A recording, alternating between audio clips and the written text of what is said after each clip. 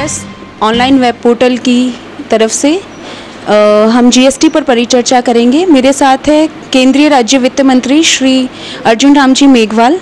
GST जो कि हिंदुस्तान के कर की प्रणाली के इतिहास में सबसे बड़ा एक महत्वपूर्ण परिवर्तन माना जा रहा है और इसके लिए लोगों के मन में कई तरह के प्रश्न उठ रहे हैं और लीगल कॉम्प्लिकेशंस के बारे में भी क्वेश्चन है। और उससे बड़ा सबसे बड़ा प्रश्न ये है कि इसके जो परिणाम हैं वो ये भी सब समझते हैं कि हफ्ते भर में या महीने भर में नहीं मिलने वाले, बहुत दूरगामी परिणाम मिलेंगे। तो क्या देश आज की डेट में तैयार है इन सब जीएसटी को लागू करने के लिए, स्मूथ रोल आउट के लिए?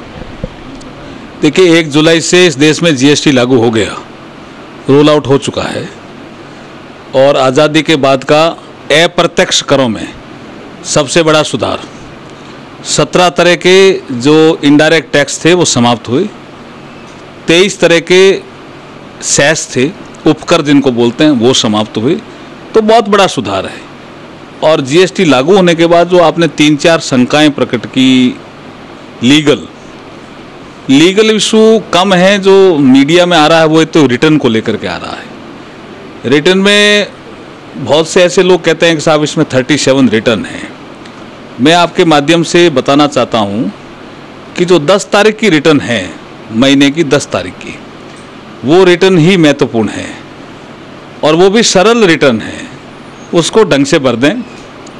उसके बाद 15 तारीख की रिटर्न और उसके बाद 20 तारीख की रिटर्न, ये दोनों ऑटोमेट जनरेट होगी, इसमें कुछ नहीं करना है उनको। तो इसलिए रिटर्न एक हुई महीने की और 1 साल की रिटर्न है। दूसरा जो आपने लीगल इशू की बात की, उसमें मेरे ख्याल में आप बात करना चाहते होंगे पेनल्टी क्लॉज। इस देश में कोई भी एक्ट बने, आज़ादी के बाद के एक्ट हों, चाहे जब अंग्रेज यहाँ शासन करते थे उस समय के जो अधिनियम हैं, हर एक्ट का एक पार्ट होता है पेनल्टी प्रोविजन।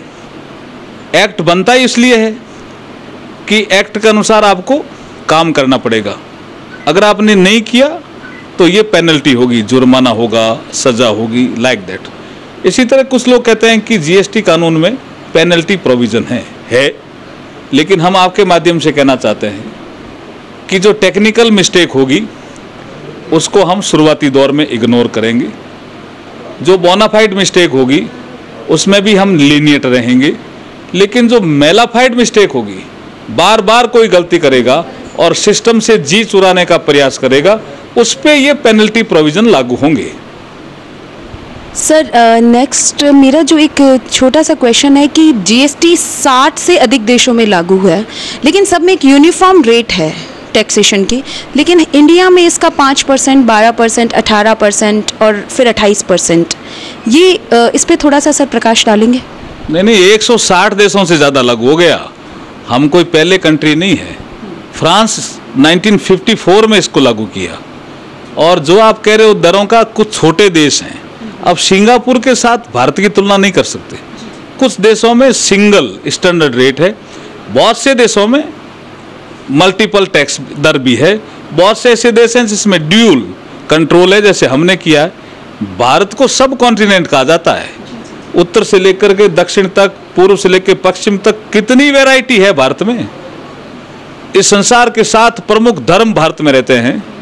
इन संसार के 200 से ज़्यादा बोलियां, भाषाएं भारत में बोली जाती है। भारत कोई छोटा मोटा कंट्री है क्या? इसको you cannot compare with the Singapore and some other small country.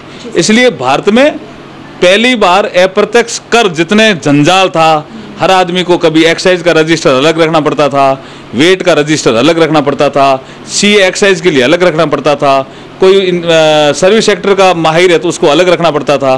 कितना झंझावटों से कर का जो मक्कड़ जाल था, एक राज्य में कर है, दूसरे में नहीं है, फिर तीसरे में क्रॉस करता था इंटर स्टेट बिजनेस में, तो तीसरे में है, और उसकी दरें भी अलग अलग। तो कई बार जो चार्टेड अकाउंटेंट थे उनको ही पता नहीं रहता था कि जो उत्तर प्रदेश में कर है वो काय के लिए है। तो कितना मक्कड़ जाल था जिससे मुक्ति मिल रही है देश को। सर एक क्वेश्चन है कि ये महिलाओं के ओर से ये क्वेश्चन पूछा जा रहा है कि जीएसटी का, क्योंकि जो घर का है वित्त मंत्रालय भी वही संभालती हैं, तो उन पे क्या फ़र्क पड़ेगा। और उनका एक प्रश्न है कि भाई जैसे काजू है उस पर 12% लग रहा है और बादाम है उस पर 18% लग रहा है, तो इसके बारे में सर क्या, क्योंकि उनका प्रश्न का समाधान होना शंका का। काफ़ी खा रहे हैं क्या? सर देखिए, आपने पूछा महिलाओं को लेकर के, और महिलाएं यूं समझ लीजिए आ गई कंज्यूमर में। जीएसटी सबके फायदेमंद का विषय है, ट्रेडर्स के फायदेमंद का है। छोटा व्यापारी है तो 20 लाख की सीमा में आ जाएगा तो जीएसटी एग्जम्प्टेड। उससे थोड़ा बड़ा है तो वो 75 लाख की सीमा में कंपोजिशन स्कीम में आ जाएगा, जिसमें जीएसटी की दरें ट्रेडर्स के लिए 1%, मैन्युफैक्चरिंग के लिए 2%, रेस्टोरेंट चलाता तो 5% है। उसके बाद 1.5 करोड़ का है टर्नओवर वाला तो 90% ऐसे व्यापारी स्टेट के पास है, 10% सेंटर के पास है। 1.5 करोड़ से ऊपर का कोई टर्नओवर वाला व्यापारी है या ट्रेडर है, मैन्युफैक्चरिंग सेक्टर का आदमी है, तो वो 50-50 है, 50% सेंटर के पास है, 50% स्टेट के पास है। जो आपने पूछा कि कंज्यूमर, महिलाएं कंज्यूमर में आती है, GST is a destination tax. जहाँ कंज्यूम होगा वहाँ टैक्स लगेगा। इस सिस्टम को समझने की जरूरत है।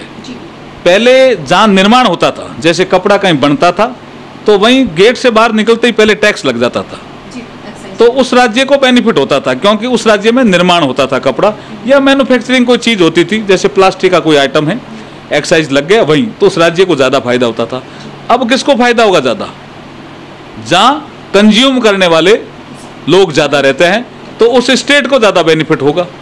जहाँ पॉपुलेशन ज़्यादा है उस राज्य को भी ज़्यादा बेनिफिट होगा। आप इसका यूपी, बिहार उदाहरण ले सकते हैं। राजस्थान भी मोस्टली कंज्यूमर स्टेट है, राजस्थान राज्य को भी जीएसटी का बेनिफिट होगा।